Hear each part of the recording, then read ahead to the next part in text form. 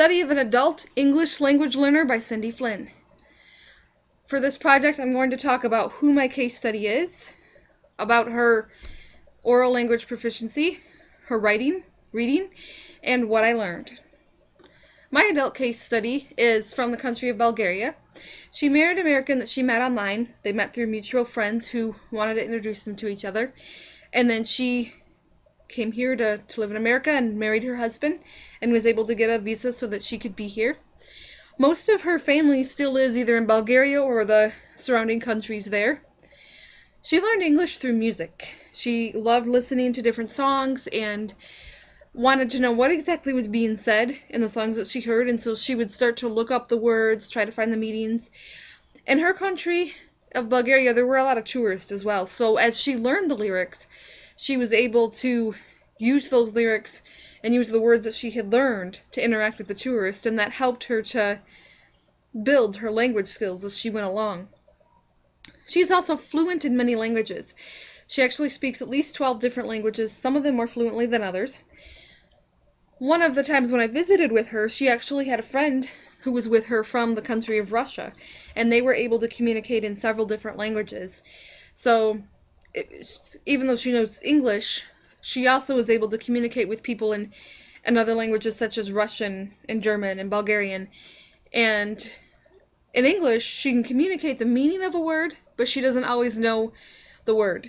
So, for example, one day we were talking about the word for priest or pastor. She knew it was somebody who was in charge of a church, but she didn't know the exact word for that meaning. So sometimes she knows how to define it, she knows how to explain to you what it is, but she doesn't always know the exact word to find for that. The next area that I'm going to talk about is oral language proficiency. For her oral language proficiency, she scored an 18 on the Solemn, which measured her being limited English proficient. She had a 4 in the areas of comprehension, fluency, and vocabulary, but only a 3 in pronunciation. So she was at the transitional intermediate level. She struggles with figures of speech, and she also struggles with words that have more than one meaning, and meanings with more than one word. So, for example, the word communion. For some churches, communion is a drink with wine and bread. You might take the wine or the bread, whereas communion in other areas might be people are united, they're a community, they're meeting together. So some of those kind of words are very hard for her to understand. So one of the things that I thought would help her is to build her vocabulary, to help her practice learning new words. Maybe that might be through like a vocabulary journal that she keeps, where every day if she doesn't know a word, she writes it down and then tries to learn a new word every day. And then also opportunities to interact with others. The more she's interacting with people that speak English, and the more she's able to use the language, the more she's going to learn it. The next area that I did with her was writing. For the writing assignment, I wanted her to pick something that would really connect with the things that she liked to talk about. And one of the major interests that she has is telling people about her homeland, telling people about where she came from. So I asked her to either write about her journey in coming to America or to write about something from her homeland. She ended up choosing to write a story about her homeland, and she wanted to write a story meant to teach a lesson. So she referred to the phrase, what goes around comes around. She said in her country, what goes around comes around, it would have a story behind that meaning, whereas in our country, a lot of times we would just say, what goes around comes around. So she told a story of a lady with several children who had a grandfather that ended up coming to live with them, and she did not treat the grandfather very well, and there were some consequences about that, and she had to realize that what went around was going to come back around because her children did not treat her very well. So it was a story that was meant to teach a lesson to other people, not just a phrase, but a story that would hopefully stick with people to help them learn that. And in her country, that's very, very important. They don't just have a saying, there's always a story to go with the saying. She also typed her story. She was going to handwrite it at first, but she found handwriting to be very difficult. She doesn't really do a lot of writing, especially handwriting. And I wondered if maybe that has something to do with the way written words are formed. When you're typing, the letters are already there. So as long as you know the letters, you just have to type it. But when you're handwriting it, you actually have to know how to form that letter yourself. The next area that I did with her was the area of reading. For reading, again, I wanted to help her connect with something that she was interested in. So I asked her to tell me more about her journey in coming to America. And then I found another article with immigrants that were from Ellis Island. Most of them had come through Ellis Island. And that way we could compare the article to her own experience. And I created a chart which would allow us to write down what the different experiences had been. And that way we could get an idea, a comparison of what was it like a long time ago, what is it like now. One of the biggest things that stood out to her that was very different for her coming to America is that when she got here, she expected it to be a very prosperous land where everybody could have wealth if they wanted it. And when she got here, she found American vets who were homeless, who were begging on the streets for money. And that really, really affected her. To this day, it still stays with her and bothers her. And there were a lot of things about America that really surprised her. She expected us to be very different as a country than what we really were.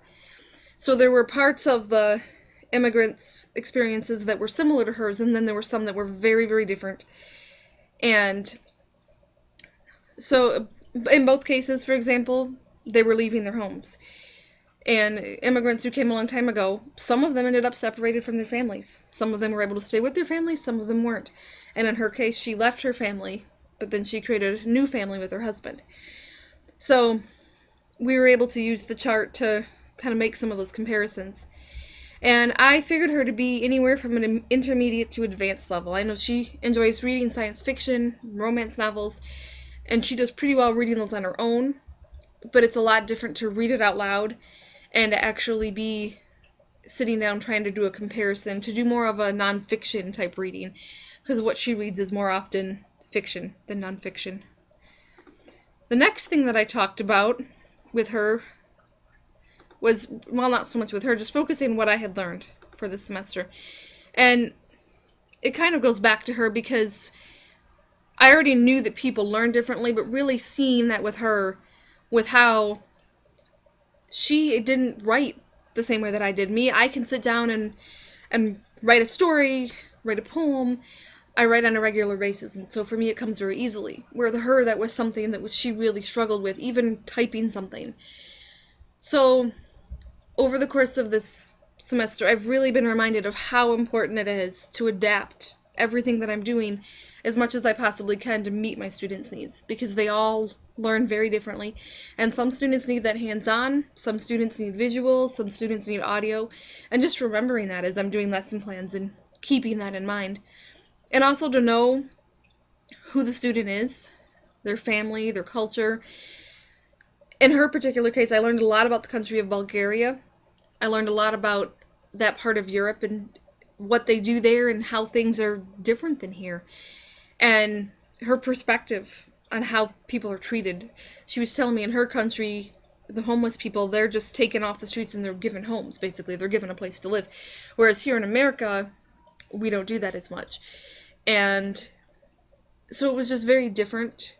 For her weddings, for example, she and her husband are married legally through our state and through our country, but in her country, she was supposed to have had 2 weddings, one through the state and one through the church, and they haven't done that yet.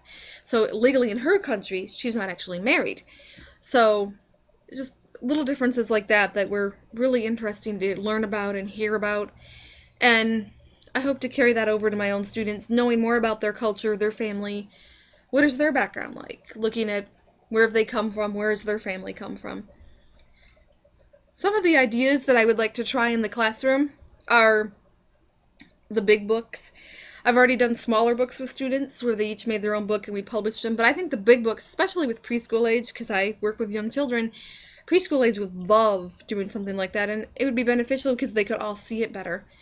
Dialogue journals, it's a little harder to do with preschoolers, but even if I translated for them, even if I wrote it down as they were telling it to me, put it in words, and then we went back and forth. I think that would be a very good experience for them. Word wall dictionaries, or even just a word wall in the preschool classroom, would really give students a chance to be exposed to more words, to see the vocabulary that we're learning in class, and then also photo stories. In the classroom that I've been in this year, we actually have students bring in pictures of their families to share with us. And something like that, they could sit down and dictate to me what words they wanted to use, and we could write a story about their family. Some of the things that I've already known about but haven't used much that I'd like to try include webbing, mapping, clustering, and KWL charts. I think these things with preschoolers would really be beneficial, especially with some of those if I used pictures, because they're not necessarily going to recognize all the words yet, but if I use a word and then add a picture, most of them are going to be able to get what we're doing a little bit better. And then also scales and rubrics. I liked a lot of the scales and rubrics that were in the textbook and the articles that we read. I really felt like I could get a better idea of where my students are at just by looking at those. And also, if I were to use something like that in the classroom, even at the preschool level, it would give your students a better idea of what I want from them. So even at the preschool level, if we were looking at a certain thing, for example, maybe we wanted to talk about colors, even if it's not presenting them with an actual rubric, I could simply say to them, we want to work on the color red this week, and really focusing on making sure that they know what we're doing and that they're going to be a part of our classroom and community, and they're going to be a part of this learning process together. So I've really come away from this class with a lot of great ideas and really feel like I've learned a lot of things to carry over into my own classroom.